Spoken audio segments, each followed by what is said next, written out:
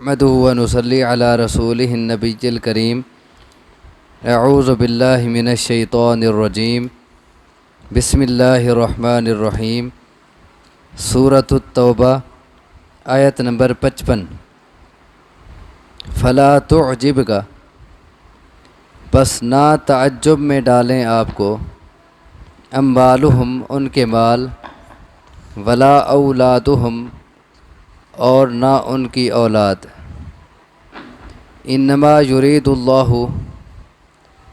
سوائے اس کے نہیں کہ چاہتا ہے اللہ لیعذبہم کہ عذاب دے انہیں بہا ان کے ذریعے فی الحیات الدنیا دنیا کی زندگی میں وتذہق انفسہم اور نکلیں ان کی جانیں وہم کافرون اس حال میں کہ وہ کافر ہوں۔ بات چل رہی تھی منافقین کی، ان کے کئی کرتوت پیچھے بیان ہوئے،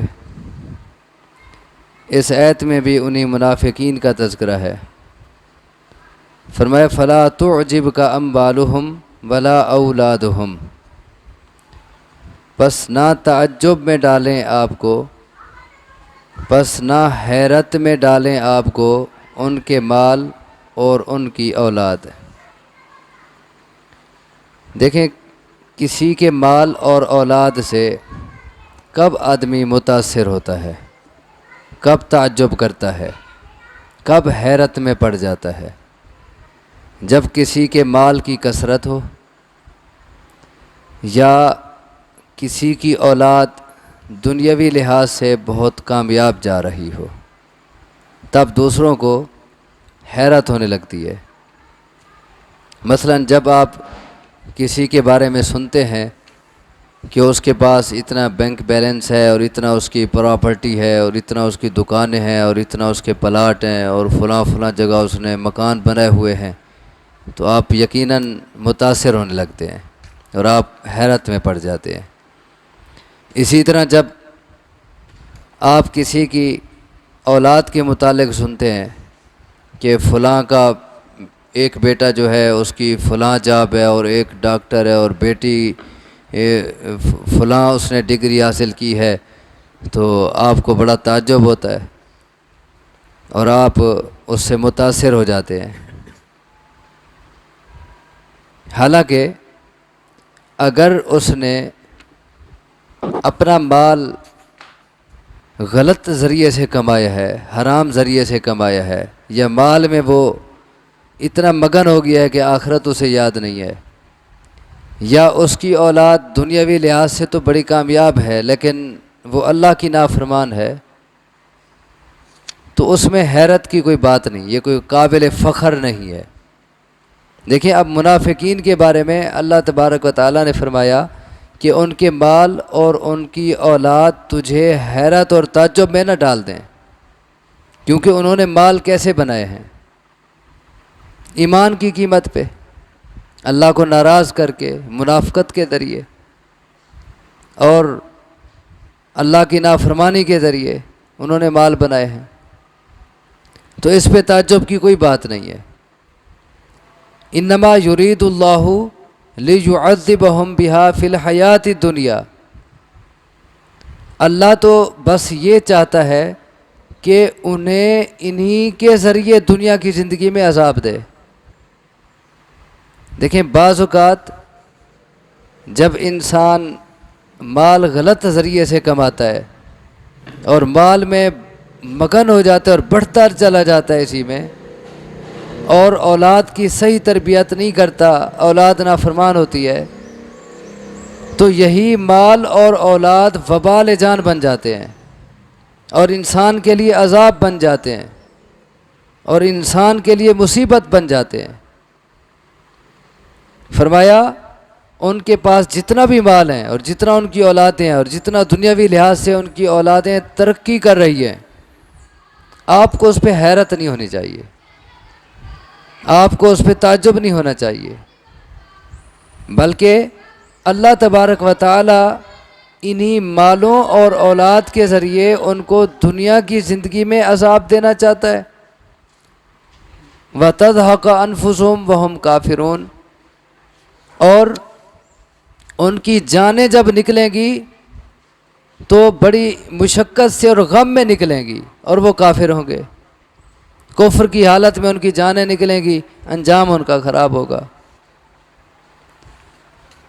دیکھیں، انسان اگر مال اللہ کی فرما برداری کے مطابق حاصل نہ کرے اور اللہ کی نافرمانی کے ذریعے حاصل کرے تو اس کے دل میں مال کی محبت بعض اوقات اتنا بڑھ جاتی ہے کہ وہ مال کی کثرت کی فکر میں ہوتا ہے اور اسی میں بڑھتا چلا جاتا ہے،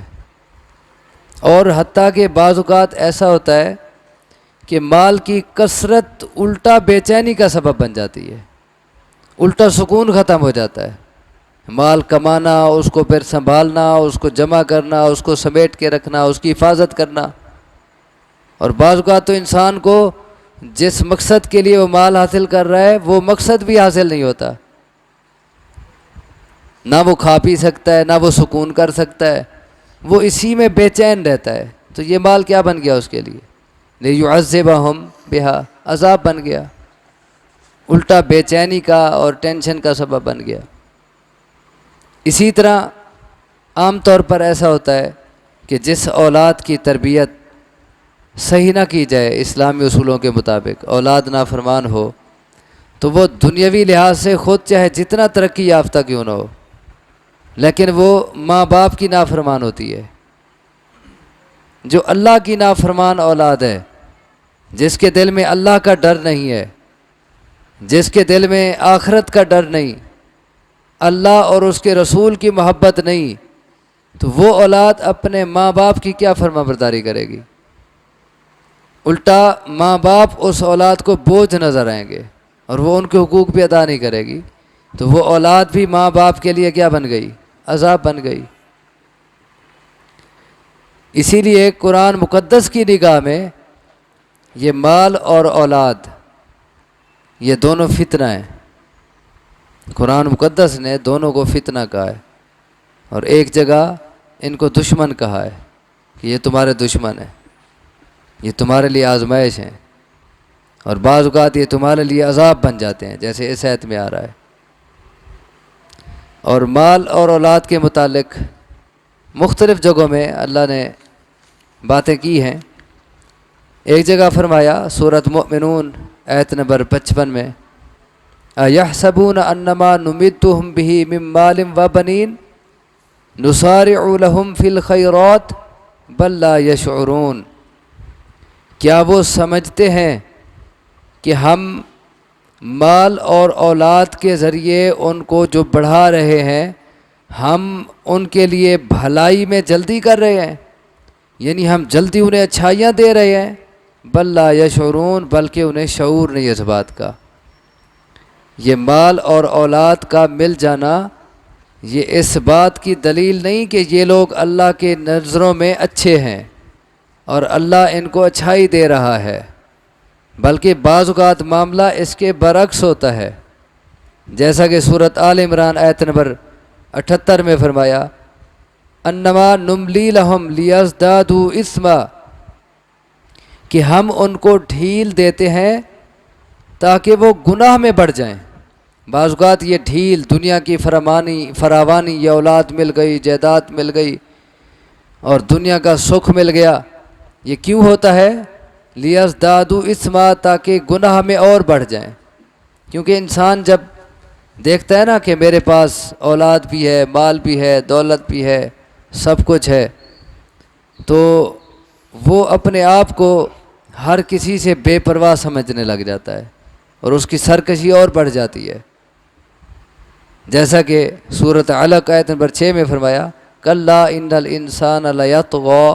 ان رآہ استغنی، یقیناً انسان سرکش بن جاتا ہے اس لیے کہ وہ اپنے آپ کو بے پرواہ دیکھتا ہے۔ اور یہ بے پرواہ کب دیکھتا ہے انسان اپنے آپ کو؟ جب اس کے پاس مال کی کثرت ہو اور اس کے بعد اولاد بھی ہو،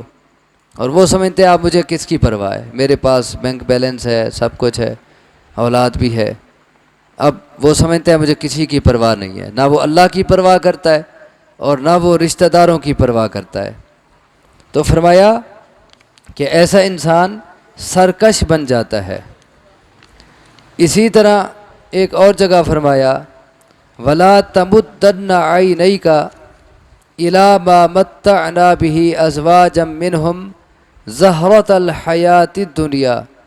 لِنَفْتِنَهُمْ فِيهِ، آپ ہرگز اپنی نگاہیں نہ اٹھائیں ان مختلف قسم کے لوگوں کی طرف جنہیں ہم نے دنیا میں ساز و سامان دیا ہے۔ زہرۃ الحیات الدنیا، یہ تو بس دنیا کی